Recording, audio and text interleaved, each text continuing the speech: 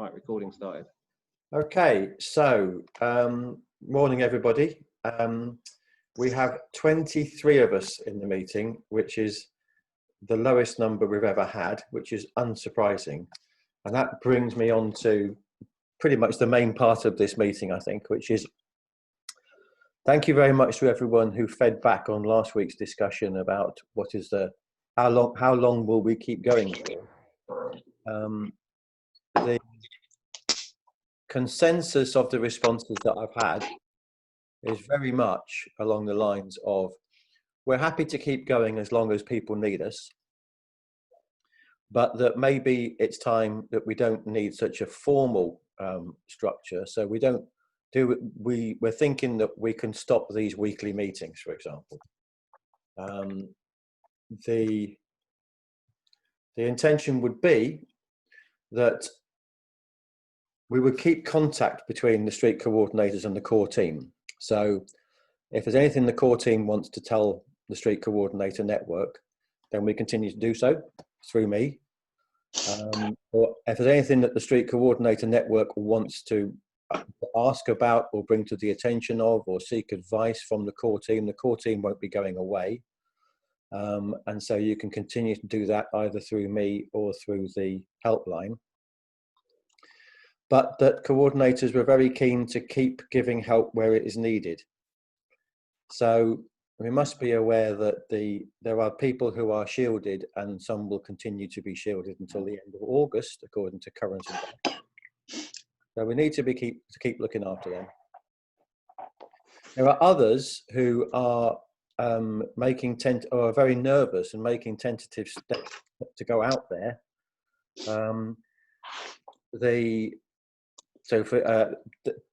John Gooch tells me that people are starting to take down the rainbow posters in Homefield, which is all of which are good signs. However, there's plenty of people out there who are nervous about going out, not necessarily COVID related, but people who have been in their house for a long time and are just nervous about stepping through the door.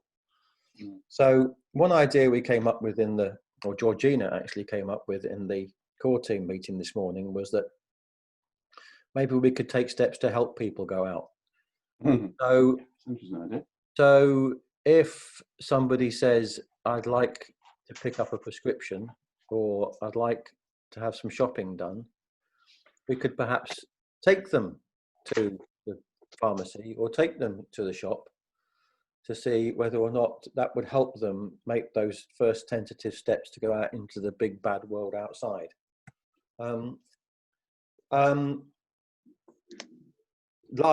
As always, completely street by street and up to street coordinators how they want to approach things. But I thought that was a reasonable idea. So under this proposal, updates from me would continue to be sent out, possibly not weekly, because a lot of the content is actually generated by this meeting. But certainly as and when the core team have got something they want to update people on. Certainly as and when government advice changes, we'll do our best to interpret that for you. If there is significant government advice, that might be a trigger to actually call one of these meetings, to have an open discussion about it. But I'd be interested to see if anybody violently objects to the cessation of this regular Tuesday morning meeting. I think the fact that the attendance is generally dwindling is indicating that people probably don't find it essential, or that people have got other commitments now that people are going back to work, or other engagements that they have are coming back again. So that's the first topic for discussion. Please put your thoughts on the chat.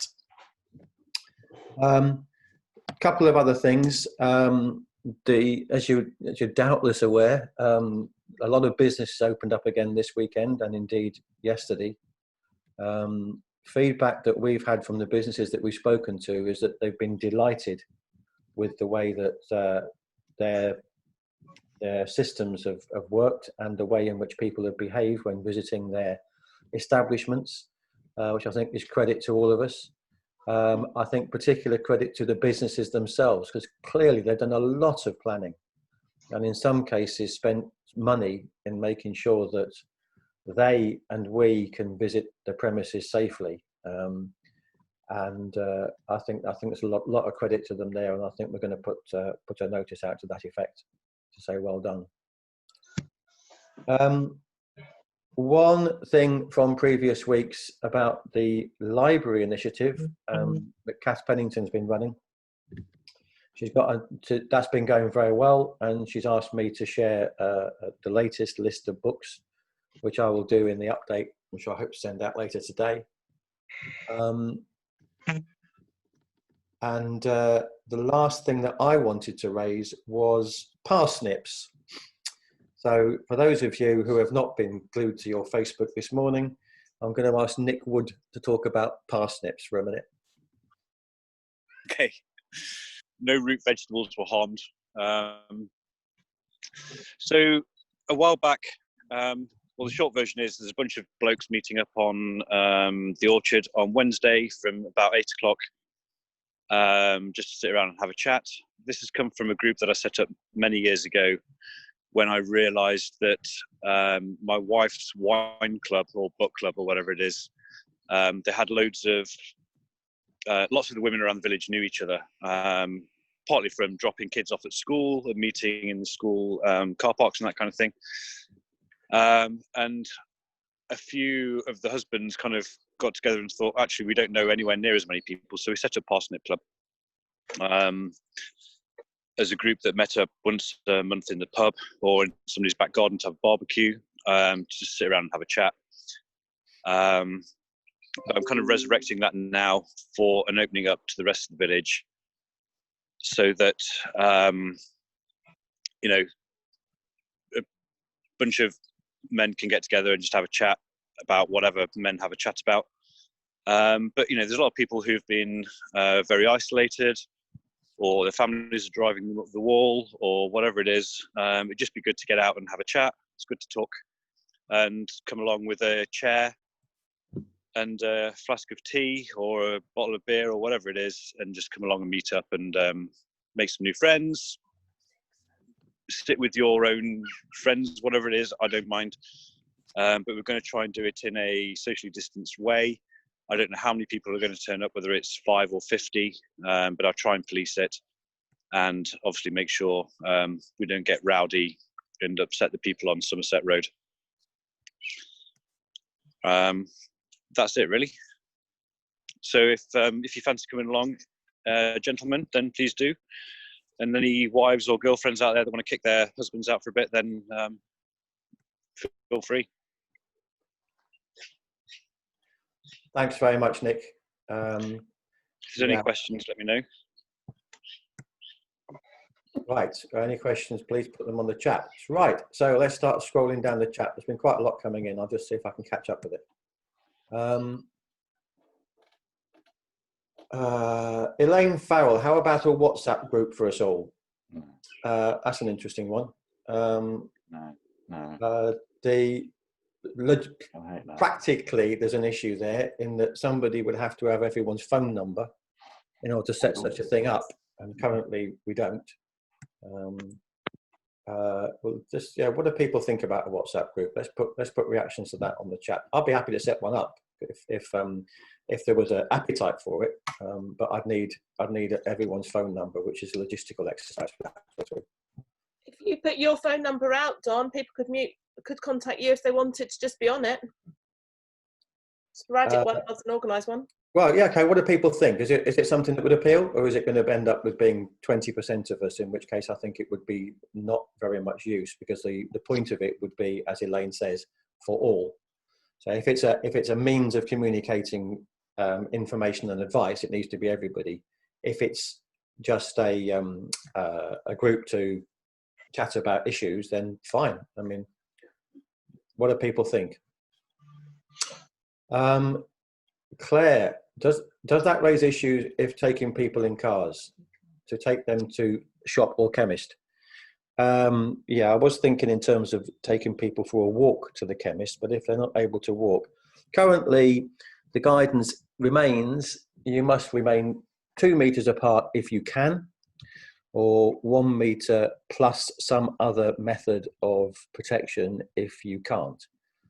I think my interpretation of that is you can't get in a car with someone from a different household, particularly a vulnerable person from a different household. So I think that we're not at the stage of giving people lifts in cars yet, is my own view. And Georgina says, yeah, the suggestion was walking with them. So if you've got somebody that can go out, but is nervous about going out and can walk, then suggest walking to the shops with them, was the idea. Jenny, most of the people I'm shopping for aren't able to walk. Okay, yeah, same thing. Somebody else says, not so keen on the WhatsApp, but maybe good for others. That was Mew. Sounds like a sensible plan to avoid meetings for meeting's sake. Of these meetings have been very worthwhile. I don't think any of them have been a waste of time, but I think they're coming to a natural end until such time as we. Oh, one of the things I meant to say, of course, was I wouldn't propose at this stage, even under GDPR regulations, to delete all the contact details, because we are going to need this if and when there is another flare-up, another spike. So I would propose to keep this dormant, these meetings, until such time as there is a need. And I think everyone will be happy with that. Lizette, could we have the meeting less regularly and possibly change the time, as a Tuesday morning must be getting difficult for many now? I think I've told you before about my volleyball every other week, and I used to forget which week it was and miss it. So I think a less regular meeting, I mean, maybe a monthly meeting. The proposal at the moment is to have these meetings as and when they are needed. So if something happens, and that something could be something that started by the government, something that the core team want to talk about, something that street coordinators want to talk about, then we would call a meeting as and when. Yeah. And the point about Tuesday mornings is a good one. I think if we mix and match the times of those, I'm anticipating there will be meetings. Yeah. Just not every Tuesday at 10 o'clock. Yeah. So we could mix and match the time and say, let's have a meeting at 3 o'clock on a Friday or something and see who turns up. We would still record it. We would still send out summary of what happened at the meeting. That, I think, is the proposal. Fine with stopping the meetings. Happy not to meet each week. I think we're getting a consensus here. Glad the core team are continuing. Yeah, that is definitely the plan. I don't think we're in a position whereby we can say we don't need anything in place. So we'll have the core team in place, and the core team will be forwarding information as and when. From Claire, will the weekly digest continue? I think the weekly good news digest, I think you're talking about, the thing that we normally post on a Thursday. I think that's possibly coming to the end of its natural life, because the purpose of the weekly digest was to let people know about life coming back to normal and reopenings and that sort of thing. So I'd need to speak, I mean, David Jenkins pulls that together. I'd need to speak to him, but I think that will continue, and as long as there is something to say. Yeah, we deliberately didn't put bad news in the weekly digest this week, which is that the beer festival won't be happening, a subject close to my heart.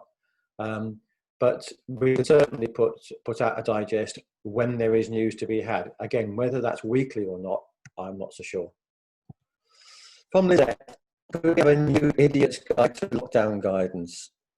As I think we all have lost track a little bit of what we are allowed to do and what's sensible to do. Is it just me? No, it's definitely not just you, Lizette.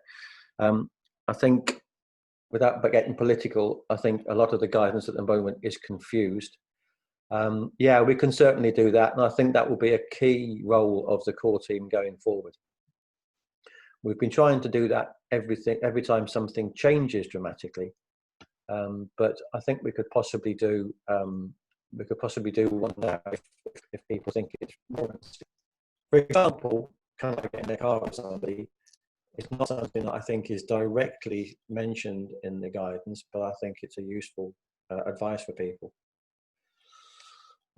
Jenny Priest, coming to a natural end, right, fine. don't think we should lose the connection. Good. Lizette asks, do we have children and families representation in this group? I heard about a nice initiative from Over Children and Families. That's an interesting one. If Lizette is on the call, maybe you could talk to us about that, Lizette.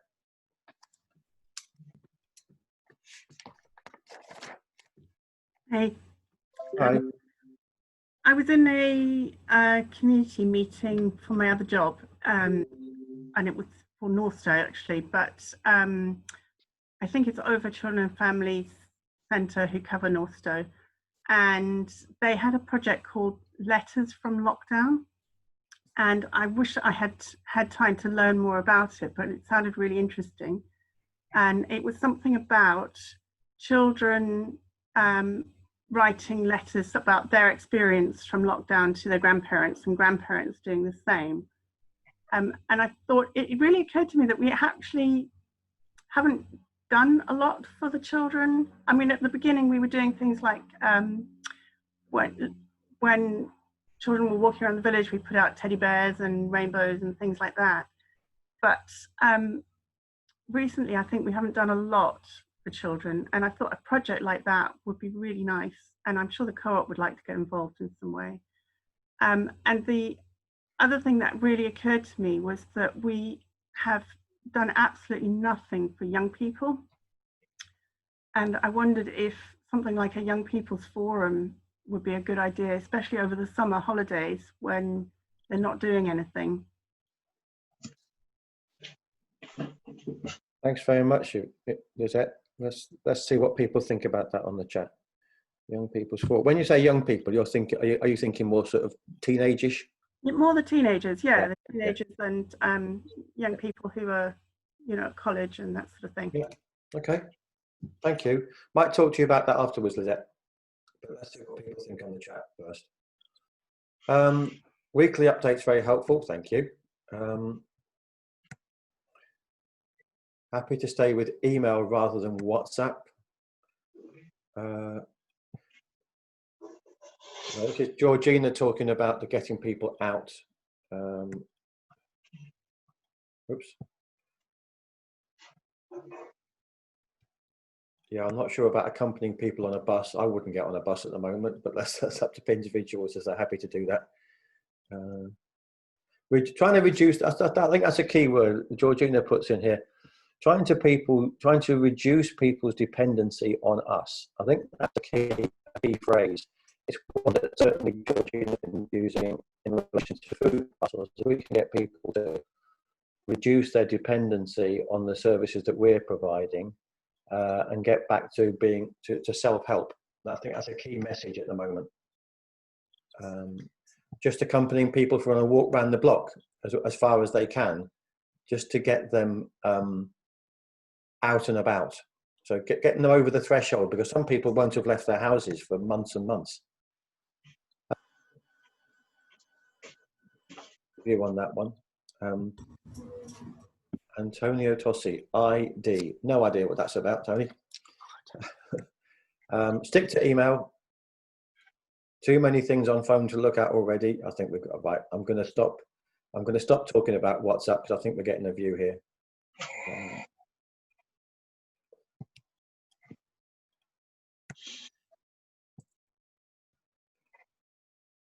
Right, Yvonne says, agree with Nick, but if you send out link, people may choose to join if it becomes important to do so. Not sure what you're referring to there, Yvonne. So I'm referring to WhatsApp, Don. So if you could send out a link if you set up a group, and then people could accept it if they wanted to join. Okay, yeah, thank you. I think we've just knocked WhatsApp on the head, judging by the responses. So let's not pursue that one anymore. We could consider a Facebook page only including street coordinators. Thank you. See what people think about that one. Do we need another communication channel? First to email. Right.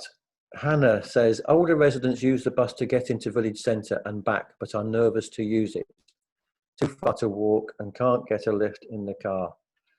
This is a problem. I mean, as I said, I'd be nervous about getting on a bus.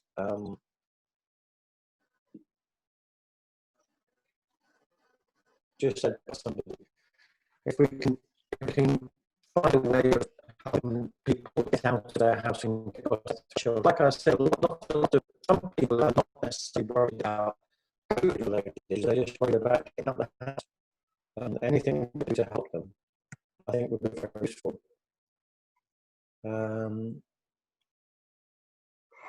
Yeah.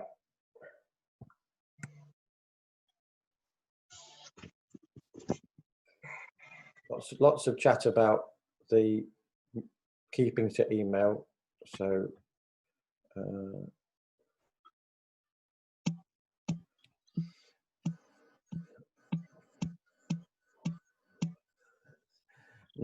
nice idea, but I doubt there would be much traction. Yeah. Well, let's think about. I mean, I think it's a very interesting area, children's and young people. So let's give ourselves a task to come up with some bright ideas. Let me know, and I'll circulate them. South Cambs car scheme have something along these lines. Lizette's update. Young people writing to older residents. We'll send details. Thank you, Yvonne. That'd be useful. Happy if something could be done for teenagers in the community. Nick says we should keep supporting the shielding and elderly for as long as necessary and try to reduce dependency. That's the key message. Right, Jenny says, practically, how can I reduce dependency? The people I'm shopping for don't have access to the internet. And I agree with Don, I wouldn't get on a bus at the moment, so I don't feel comfortable encouraging folks in their 90s to do so. So if they have no alternative, then I think we keep helping them. And particularly, I mean, Jenny is looking after Cahill Way, which is a preponderance of elderly people in there. So some streets will need to keep helping people for longer than others. And if Jenny finds that she is overworked, then there'll be lots and lots of volunteer support coming free from other areas that can help. So the theme of the note I sent out last week was keep going for as long as people need. Sorry, did somebody speak then? You're allowed to speak, carry on. Not a big fan of Facebook. Oh, breaking up, Don. Oh dear. Okay now, okay. Do not use Facebook.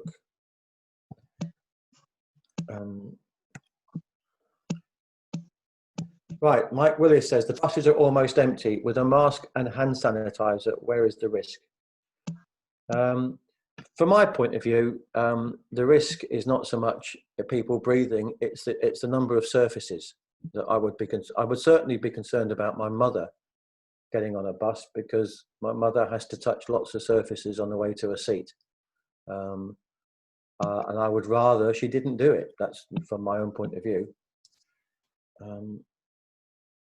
I've been advised to stay shielded till the 1st of August. Yes, Lizette, I believe some people have been advised to stay shielded till the end of August. So we will need to keep helping those people as long as it is required. Right, my voice is fine. That's good to know. This is a good question from Nick. Before lockdown, what did the elderly and infirm do? How did they get their shopping? The answer to part of that would be the High Friends minibus, which ran three, I think, shopping trips a week, where we would take 10 or a dozen people off to Tesco's or Morrison's or Waitrose or wherever. Clearly, we can't do that at the moment, but that's only part of the answer. It's a good question.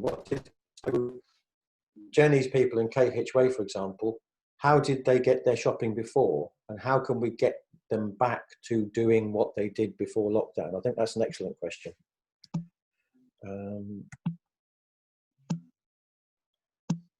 Jenny Priest, will you remain the link on email if Jenny or other roads with extra help needed? Yes, I will. I ain't going anywhere. Well, occasionally to Hunstanton, but I'll still be in connection.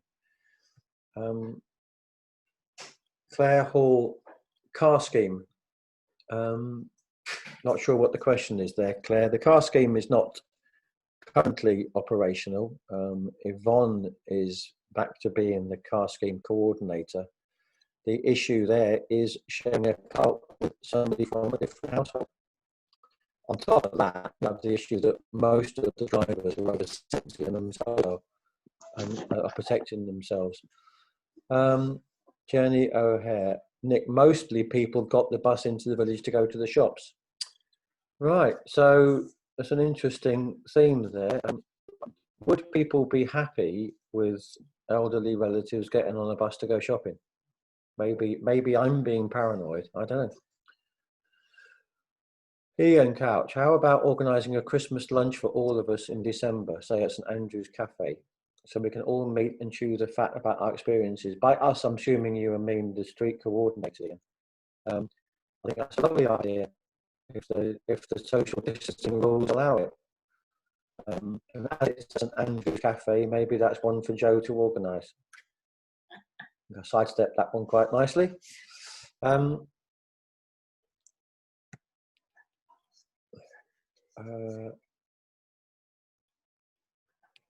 I've just lost the thing.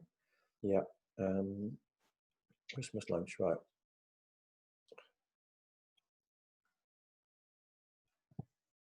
Yeah, some used the car scheme. Yeah, some did use the car scheme. I don't think many use it for shopping, but I've been told that they did. So yeah. So when that's up and running, that'll be a help.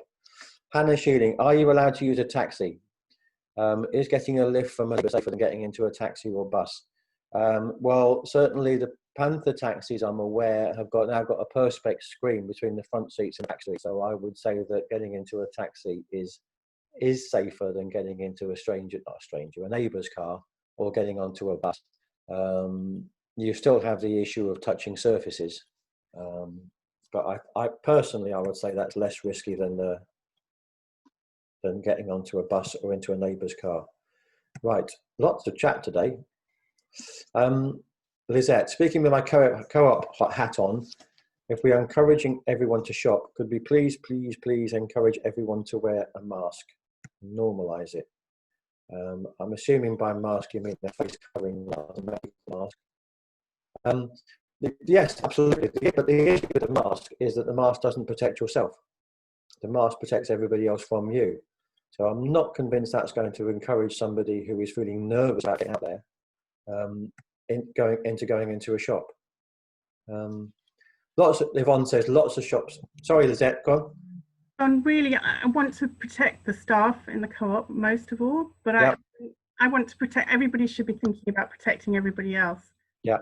And actually, I think the trouble with saying that a mask doesn't protect you, it protects everyone else, is that it leads into people thinking, well, then there's not a reason for me to wear it. So, and I don't have COVID, so there's not a reason for me to wear it. But then it becomes less and less normalized, and then people start getting into, well, why should I wear it? I think the point is that we are all safer if we wear masks, and it does protect us as well.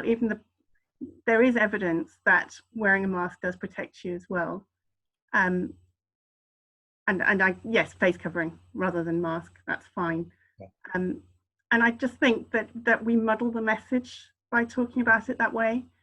And I think that it would be really great if we could all just encourage each other to wear masks, that it's a normal thing to go out wearing a face covering in this time. We understood, Lizette, and thank you for that. I mean, we must be careful that we don't increase the confusion by advising people to do something that is different to what the government is advising people to do. And that's something we've been very careful about. So when we've been issuing advice, we've been interpreting government advice and repeating it rather than saying what we individually think from the core team. But no, I'm happy to put that in the weekly update and put that plea in. Right. Be surprised if we were allowed big indoor gatherings by Christmas. Yeah, I think you're right. That's one of the reasons why we've cancelled the beer festival.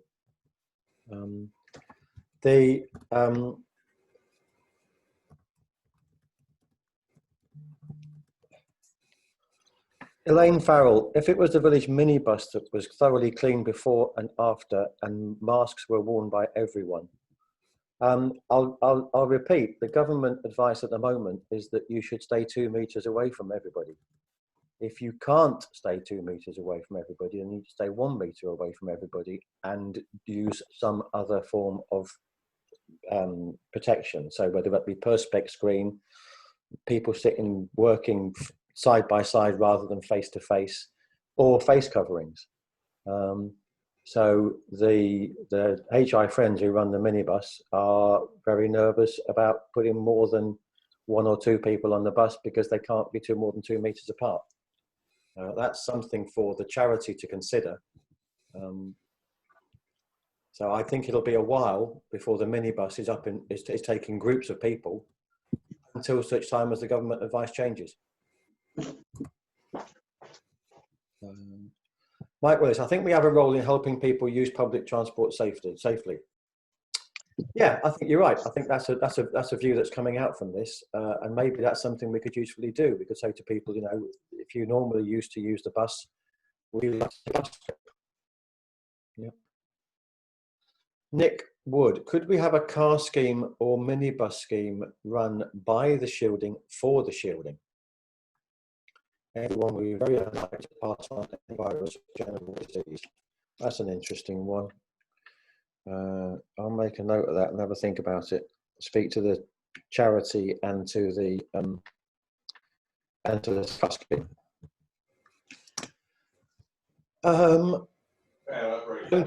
Don't think you are being over concerned with the public transport. Up to individuals what risk they are willing to take. Absolutely, that's going to be a key thing as we go forward. Pippa Halings, I agree with Lizette. We need to normalise the use of face coverings in public. Okay, the guidance is clear on this. Okay, maybe you need to point me to that guidance, please, Pippa. Nick Wood, we have enough gloves and coverings to hand out to anyone who needs them. So if you're finding a shortage of getting any, then please let us know. Captain Rob Simons talks about personal choice and preference. People's confidence has undoubtedly been impacted.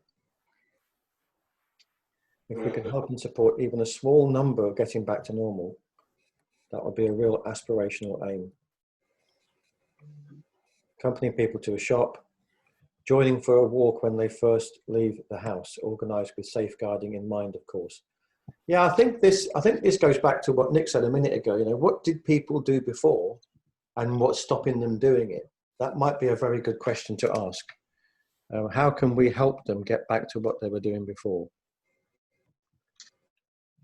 I'm just making a note of that, Gem, while I remember it. Dennis Payne, totally support. Face covering should be the norm.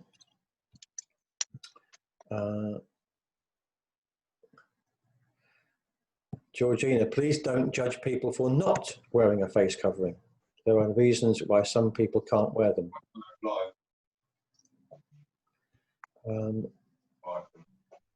Indeed, like vaccination, those that can have a role to play in protect those that can't. Yeah, yeah. So I think what I've taken out of that is that we need to be trying to support people to getting back to what they did before, however that might look. And if there's anything we can do, which might just be take them for a walk around the block, then we should do it. And then we need to talk to the organisations such as High Friends and the car scheme as to what it would need for them to get back to supporting people and helping people. Very good. I think I've caught up with all the chat. It's certainly been a longest meeting for a while. Maybe that means we shouldn't be stopping them. I don't know. We'll stop them for now, and we'll call them as and when.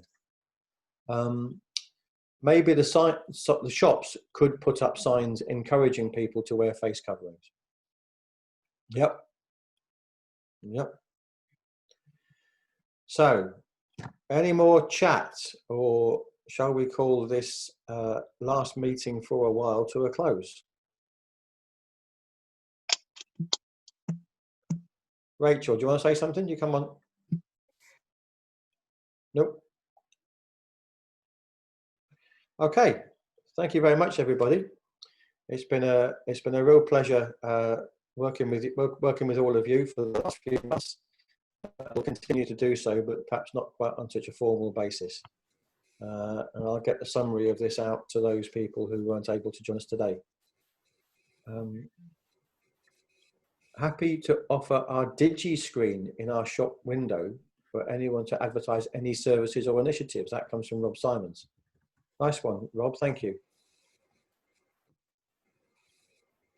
Right, lots of thanks. Oh, public health messages on the Salvation Army Digi board too. I think that's a great idea, Rob. Let's have a go at that.